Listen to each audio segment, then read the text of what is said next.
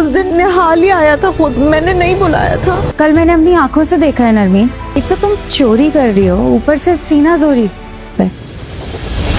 मैंने कुछ नहीं किया था। उस वक्त मैंने कुछ नहीं कहा क्योंकि निहाल खड़ा हुआ था वहाँ। जब मैं वहां पहुंचा तो मुझसे कहने लगी कि नरमीन ने खुद मुझे कल कॉल की, बहुत अकेली हो गई हूं मैं। हुमायूं सारा सारा दिन घर ही नहीं होता।